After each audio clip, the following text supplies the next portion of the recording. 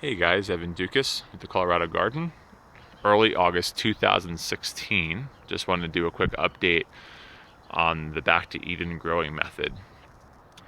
As you can see, it has definitely made strides from last year. It's doing wonderful.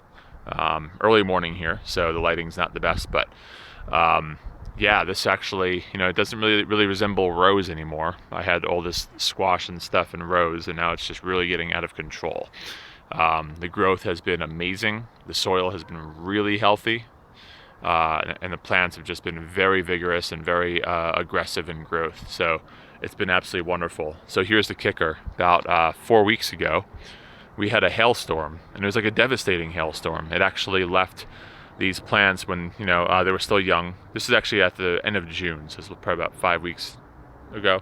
They were still quite young, but sufficiently sized, but they lost everything. Like all of their foliage was pretty much gone.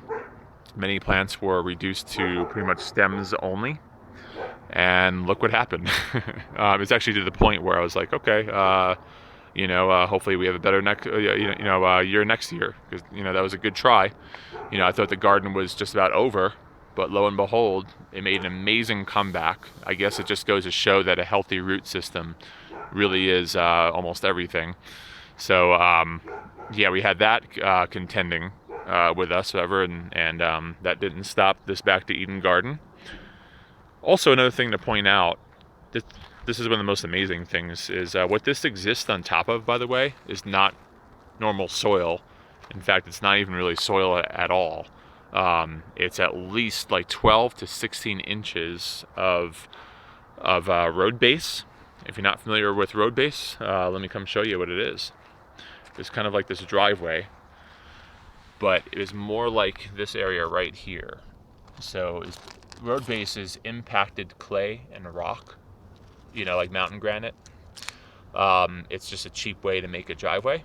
And this right here is what this whole thing sits on top of. At one time, this and all this was a driveway before we got the house. And when we did get this house, it was just like some weeds and things, whatever straggly things were able to sort of grow in that, plus that. And then I made this garden. I laid down these wood chips on top of that. So amazing. One thing worthwhile noting as well is I did add manure to this. Manure is just an absolutely wonderful organic material, wonderful resource that most local farmers and people raising livestock are trying to get rid of. So what I did was after a whole year of one layer of wood chips, I ended up putting another layer. I never mix, because we do it like we find in nature. It only adds, never mixes, right? I added like a whole pretty sufficient layer of manure, mostly alpaca actually, but there's a little horse and some things like that. So I added that, and then I added one more layer of wood chips to really hold that down. And what I got out of that is just really wonderful stuff. This is just like, look at this. This is like black gold. It's all breaking down. A nice worm there again. But yeah, there's always worms. The worms are really happy with this stuff. Worms just love wood chips and leaf mulch. They just love it. They crawl through it, and they do their thing with it. Yeah, we have to remember with the wood chips is that the most important thing it does is just cover, protect, and preserve the moisture. And the moisture is really everything, because your soil is a real balance and system of living microbes and different organisms. And the wood chips just really make that possible for these guys to thrive. So yeah, some benefits. Number one, absolutely, that moisture protection. It protects the moisture and helps the soil to retain the moisture. Amazingly enough, in Colorado, and if you're here, if you live here, you know what I mean. With its really hot and dry climate here in the summer, I only water once a week, and I don't even have to do that. But I just water just to make sure that these plants are really thriving and not just, surviving. So once a week watering. I'll probably go down to 2 here shortly because they really seem fine by the end of the week. There's really not much like wilting or anything like that. So the benefits of the moisture retention are just amazing in themselves. When I first moved here with the Colorado hot sun and dry climate here, if you could believe this, I used to water my garden twice a day, every single day, or else they'd just be severely wilting and it would just not be good. So that's quite an improvement. What else? Soil building is absolutely amazing. Every year this just keeps getting better, which is really cool. And also, besides soil building, what else was I going to say? Well, whatever. Soil building, which just improves every single year. It's amazing. Oh yeah, and the ability to just really transform any soil type from what you have to wonderful, lush green growth, like you see here. And next year will be even better. I will try to space out the rows a little bit more so that things don't just run into each other as much. But there it is. Okay, so what you're looking at, to go over some plants if you'd like, is just mostly just a lot of squash, obviously. Summer squash like zucchini and things like that. It's just a great, productive plant, and if we don't eat all of it, we get to feed neighbors, and the chickens love it. So it's just a great food to grow. The winter squash will store in a cool, dry place for like several months.